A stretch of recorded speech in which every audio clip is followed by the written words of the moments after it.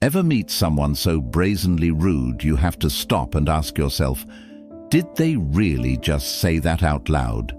Like their ego entered the room before they did. These are the people who talk over you, throw shade like it's casual conversation, and walk around with the attitude that the world owes them an apology, and somehow they expect you to just nod, smile, and absorb it, like your boundaries don't matter. But here's the uncomfortable truth. Disrespect only thrives where permission is given. And most of us, we've been trained to stay quiet, to keep the peace, to turn the other cheek while our dignity gets chipped away piece by piece. But what if I told you that silence isn't strength when it's born out of fear? It's surrender. In this video, we're going to dismantle the lie that staying calm means staying passive, and show you how real power responds when disrespect knocks. Don't lower yourself to their level. There's a certain type of silence that feels louder than any shout. It happens when you decide to stop justifying your worth to people who aren't even qualified to question it. You ever been there? Someone talks down to you with this smug sense of superiority, like they've just forgotten that respect is a two-way street. You're sitting there thinking, did that really just come out of their mouth? It stings for a second, and then something inside you shifts. You realize, I don't have to match this energy. I don't need to respond in kind. I can choose strength over spectacle. And in that moment, you reclaim your power, not by clapping back louder, but by standing firm in calm dignity. Marcus Aurelius once wrote, "The best revenge is to be unlike him who performed the injury."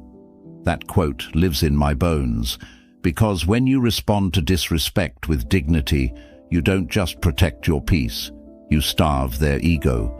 Rude people crave chaos. They feed off emotional reactions, off the feeling that they got to you. So when you deny them that satisfaction, that's the real burn. That's power. Stoicism teaches us something we often forget in the heat of the moment, that our reactions are the only thing we truly control. Not their words, not their tone, just the way we choose to meet the moment. When you say, "I don't lower myself to your level," you're not being passive. You're being precise. You're drawing a line in the sand without stepping into theirs. Carl Jung believed that everything that irritates us about others can lead us to an understanding of ourselves. That used to frustrate me, because when someone disrespects you, the last thing you want to do is turn inward. But over time, I learned, when I stay calm in the face of someone else's storm, I see exactly how far I've come. The old me would have exploded, tried to prove a point, tried to win the room. Now, I don't play games with people who are losing battles with themselves. Disrespect thrives in noise. It survives because people engage with it, fuel it, make a scene. But when you let it die quietly, it has nowhere to go. It suffocates in your silence. That's why your calmness isn't just personal growth, it's psychological dominance. The next time someone talks down to you, tries to bait you, tries to drag you into their circus, remember this: you don't need to fight. You don't need to flinch. You just need one line, calmly delivered, that ends the conversation before it even begins. I don't lower myself to your level. And then walk away. Let them sit with the silence. Let them feel the absence of your reaction. That's the kind of power you can't fake, and the kind they'll never forget. Don't let your peace be hijacked by provocation. There's a strange kind of silence that follows when someone tries to provoke you, and you simply don't react. At first, they wait for the explosion, the raised voice, the defensive posture. But when it doesn't come, when all they're met with is calm and clarity, something unsettling happens to them. They realize they've lost control. That's when you've already won. Because the moment you stop giving your energy to chaos, you become something they can't manipulate. a still flame in a room full of wind. Most people walk through life like emotional sponges, absorbing every insult, every passive-aggressive jab, every slight glance that doesn't feel quite right.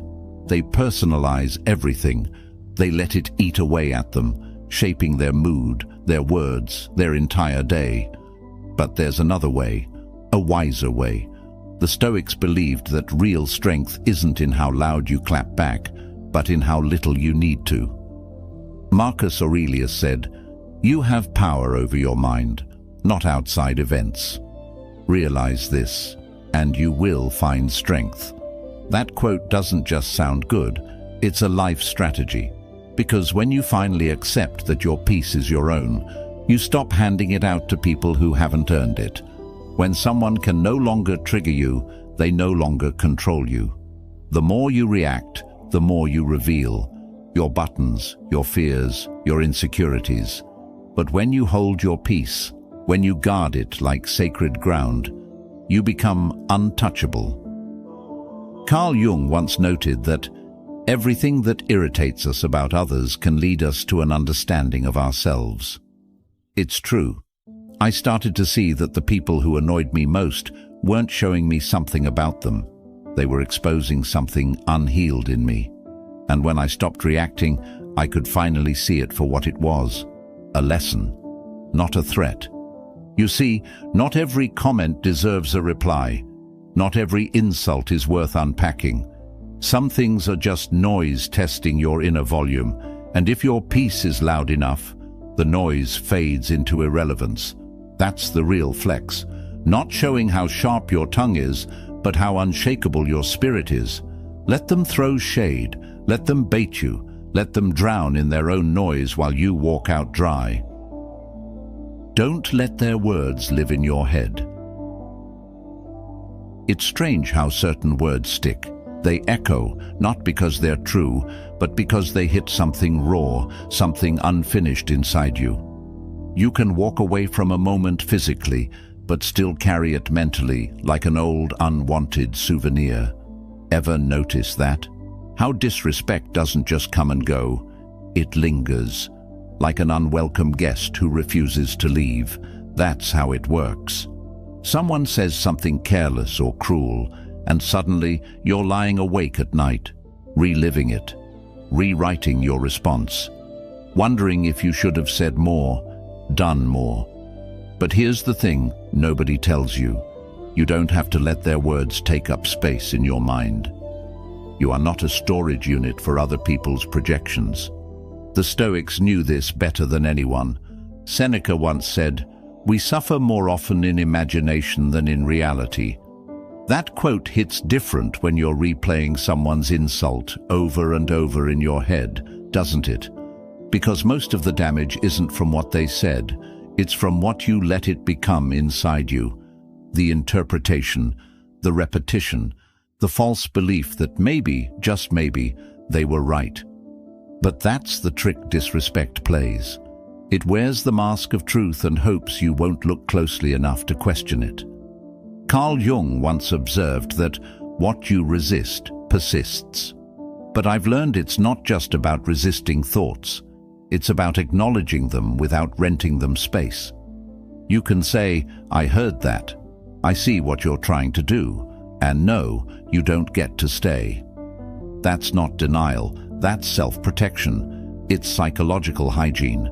Because the truth is, not every opinion is worth internalizing. Not every insult is a blueprint for your identity.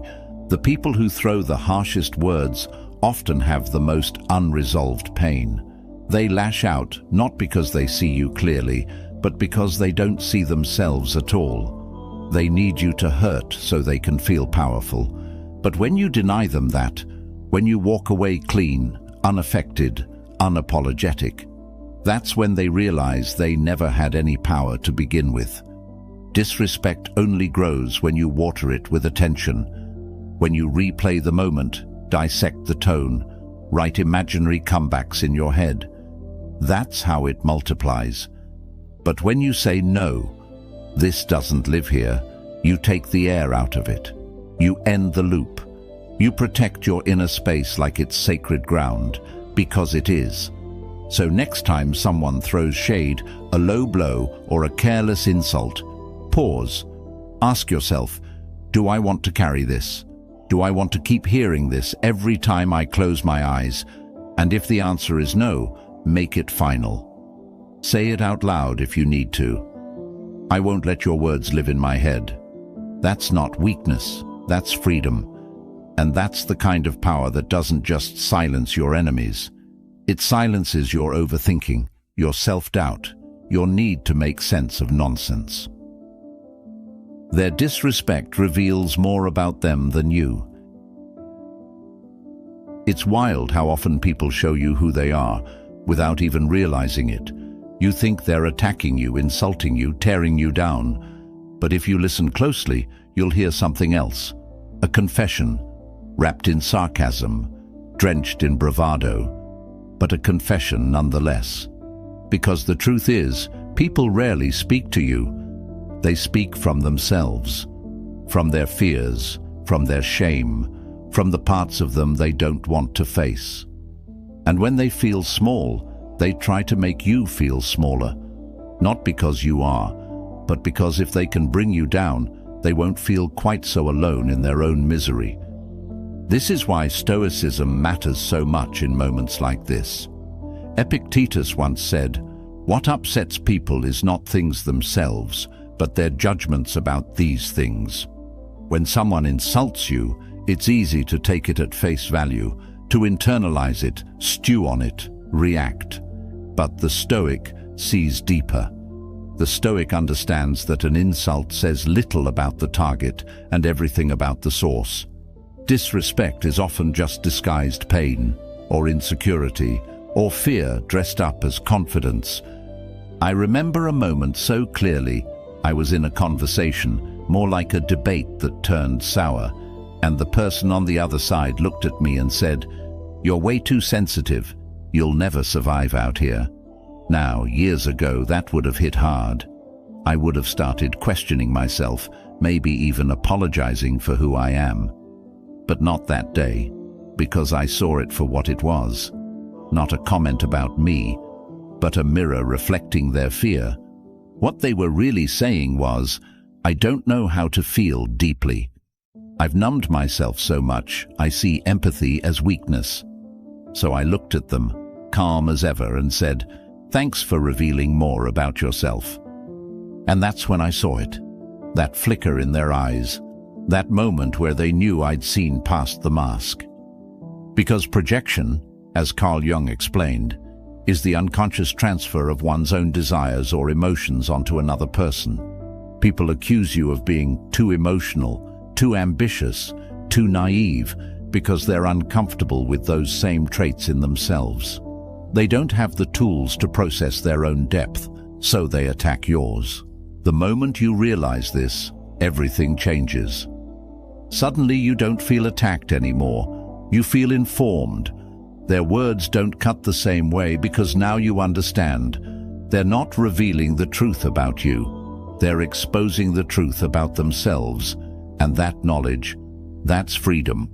Because when you respond with a calm observation instead of an emotional reaction, you hold up a mirror they weren't ready to face. Think about it.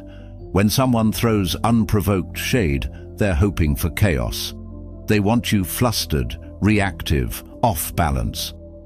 But if you respond with calm clarity, if you look at them and say, "You just revealed more about yourself," you shut the whole game down. You flip the script. You remind them, and everyone watching, that not all battles are worth entering. Some are meant to be observed, understood, and walked away from with grace. Walk away when you've outgrown the conversation. Some conversations are traps disguised as dialogue. You don't realize it at first. You step in thinking it's just a disagreement, maybe even a productive one. But then you notice the tone, the interruptions, the smirks, the subtle digs hidden in "just kidding," and it clicks. This person isn't trying to understand. They're trying to win, or worse, trying to drag you into a mess so they don't have to sit in it alone. That's when you know this isn't a conversation, it's a storm, and you've outgrown the need to dance in the rain just to prove you're unbothered. There's a certain maturity that comes with knowing when to stop talking, when to step back, when to realize that protecting your peace doesn't require a mic drop or a dramatic exit. Sometimes it's just one simple sentence. I've outgrown this conversation. And the moment you say it, you can feel the weight lift off your chest. The tension, the resentment, the emotional tug of war you didn't even sign up for, gone. Because what used to keep you up at night, you now walk away from without hesitation. The Stoics had a term for this kind of self-discipline, ataraxia, a lucid state of robust equanimity characterized by ongoing freedom from distress and worry. Epictetus once said, "If someone succeeds in provoking you, realize that your mind is complicit in the provocation." That hits deep, because most of the drama we step into is optional. You don't have to fight every battle just because someone throws a punch. You don't have to debate people who already decided they don't want to hear you. What you do need is the courage to choose clarity over chaos. Carl Jung once said, "What you resist persists, but what you look at and face disappears." That group chat didn't stop because I left. It stopped mattering because I left. That's the difference. Growth doesn't need to win. It needs to walk away, quietly, without bitterness, without needing validation. Just walking away from what no longer fits the version of you that you've worked so hard to build. The deeper truth is this: you don't need to finish every argument. You don't need to explain your silence. You don't need to convert critics into allies. Some people are committed to misunderstanding you, not because you're unclear, but because clarity would force them to confront their own noise, and that's not your job. So the next time someone starts twisting your words, baiting you with backhanded compliments, pushing buttons you no longer react to, pause.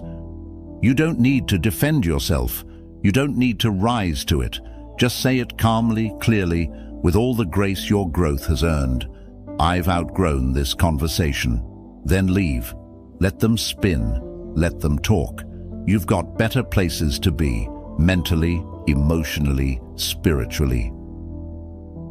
They can't trigger what you've healed. It's a strange kind of power, the kind that comes from no longer reacting to the things that once broke you. You don't shout, you don't tremble, you don't even flinch. And it's not because you've become numb, it's because you've become whole. You've looked your pain in the eye, named it, sat with it, and walked through it. So now, when someone tries to trigger you with a version of yourself you've already outgrown, all they find is a closed door, locked, sealed, reinforced with wisdom, and that kind of peace. It's unnerving to people who only understand power through control. You know what healing really looks like? It looks like someone saying the same cruel thing they said years ago, and this time you feel nothing. Not indifference, not denial, just stillness. Because healing isn't about pretending you were never hurt. It's about knowing exactly where the wound was and realizing it's not open anymore. It's about carrying the memory without carrying the pain. And that confuses people, especially those who used to succeed at shaking you. I've had people throw my past at me like a weapon, assuming it would still cut. And maybe once it would have. Maybe once their words would have left me spiraling, but not anymore. Now I hear it and think, you're late. That version of me doesn't live here anymore. And when I say that, I don't say it with ego. I say it with peace, with clarity, with the quiet knowing that I've done the inner work most people avoid. Marcus Aurelius said, "You have power over your mind, not outside events. Realize this, and you will find strength." That's what healing gives you, control over the space within. Because the world will keep testing you, people will keep throwing jabs, but when you've done the work, when you've sat with your shadows and learned their names, you realize no one can use them against you anymore. That's why I say, you can't trigger what I've healed, not as a defense mechanism, as a declaration. Carl Jung believed that healing requires confronting the shadow, the hidden parts of ourselves that we'd rather keep buried. He said, one does not become enlightened by imagining figures of light, but by making the darkness conscious. And he was right. Real healing happens when you stop running from the wound and start understanding it. You stop trying to erase the pain and instead let it shape you, not into something bitter, into something unbreakable. And that's what people don't expect. They expect you to react the way you used to. They expect tears, anger, defensiveness, but what they get is calm, and that calm terrifies them. Because calm says, I'm not who I used to be, and you no longer have access to that version of me. So the next time someone tries to get under your skin, remember this: your healing is not for them, it's not for their understanding, it's for your peace. You didn't go through all that pain to still be affected by the same noise. You didn't break and rebuild yourself just to crumble at the first sign of pressure. Your silence, your stillness, your lack of reaction, those are not signs of weakness. They are proof that the wound is now a scar. And scars don't feel pain. They don't scream. They don't bleed. They speak quietly. They say, I made it, and you no longer matter. Guard your peace like it's gold.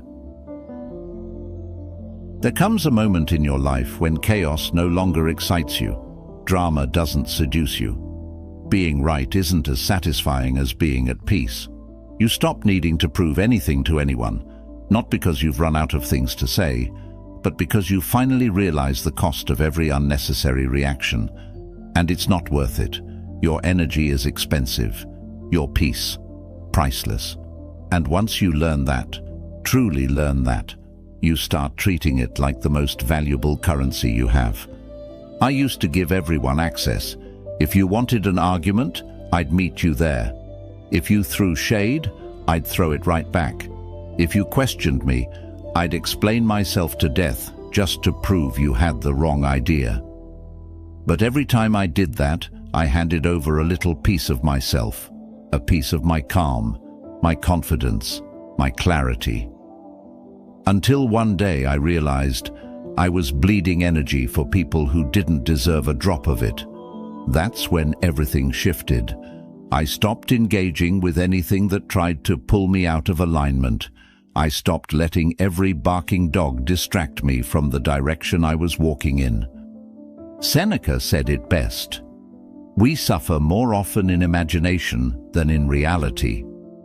And that's what happens when you let the wrong people live rent-free in your head. They don't just interrupt your day, they start shaping your thoughts, stealing your focus, distorting your peace. But here's the good news. Just like you let them in, you can show them the door. Peace isn't passive. It's a choice, a firm, deliberate boundary between you and the noise.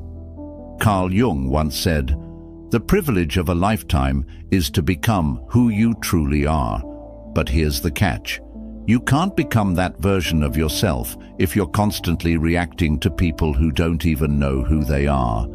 That's the problem with letting everyone speak into your life. Not all voices come from clarity. Some come from confusion, from projection, from a desperate need to feel powerful in a life they can't control. And if you're not careful, their chaos becomes your confusion. Now, I treat my peace like it's gold. I don't offer discounts. I don't negotiate with disrespect. I don't explain my silence to people who only listen to respond. Someone tries to bait me into conflict, I let the bait rot. Someone makes a snide comment, I smile like I didn't even hear it. And maybe I didn't, because when you're tuned into peace, your ears stop catching static. Your spirit starts filtering what's actually worthy of your attention. This isn't about arrogance, it's about discipline. It's about valuing your inner world more than you value external validation. Peace isn't the absence of noise, it's the decision not to dance with it. Not every dog that barks deserves your attention. Some just want to hear themselves bark. Let them. You're walking towards something greater. So protect your peace like it's gold, because it is. Every time you don't react, you're investing in yourself. Every time you let something go, you're choosing evolution over ego. Every time you stay silent instead of swinging back, you're making space for clarity, purpose, and joy to thrive. That's not weakness, that's wisdom. And in a world that profits off your outrage, your calm is a rebellion. Calm is a superpower. There's something deeply unsettling to others when they can't shake you. When you're calm in the face of chaos, when you don't react to provocation, when you don't feel the need to defend your worth. That's power. Not the loud kind, not the flashy, ego-driven kind. The quiet, steady kind that comes from knowing exactly who you are. That's what the Stoics meant when they spoke about strength, not in muscles or dominance, but in the control of one's inner world. You see, the real flex isn't a clever comeback, it's a centered response. It's not needing to win the argument, it's knowing you don't have to attend every fight you're invited to. Epictetus said, "It's not what happens to you, but how you react to it that matters." That's the cornerstone of this whole journey, the realization that control isn't found in domination, it's found in restraint. We live in a world that rewards the loudest voice, the fastest reply, the flashiest reaction. But those aren't signs of strength, they're signs of instability. True power is still, it's measured, it's deliberate. It's the ability to pause when others explode, to choose silence when others yell, to speak only when your words can't be ignored, not because they're loud, but because they're grounded in truth. Carl Jung understood this too. He once said, "Everything that irritates us about others can lead us to an understanding of ourselves." That's the real test of calm. When you can look at someone else's disrespect and instead of reacting, ask yourself what it's trying to teach you, not about them, but about you. Because every reaction is a reflection, and every non-reaction is a revelation. Handling disrespect isn't about being passive, it's about refusing to give someone else the remote control to your emotions. It's about anchoring so deeply in who you are that nothing shakes you unless you let it. That's not passive. That's precise. That's powerful. So the next time someone tries to rattle you, pauses to test your boundaries, throws a careless insult, or casts shade, hoping you'll dance in the dark, remember this: calm is not weakness. Calm is a weapon. It's a signal that your peace is non-negotiable, that your self-worth isn't built on applause or approval, that your silence is intentional, not empty. One sentence, said with calm conviction, can shake a room. I'm not the one. You can't trigger what I've healed. I've outgrown this conversation. Say it with clarity, let it land, then walk away with everything they wanted to take from you still intact. Because you don't need to fight every battle, especially the ones that aren't worthy of your energy. If this resonated with you, there's another video on the screen right now that goes even deeper into mastering your emotions and protecting your peace. Give it a watch. Let it be a continuation of your growth. And thank you, truly, for being a part of Stoic Journal. This journey we're on, it's not about being perfect. It's about being better, stronger, calmer, one decision at a time.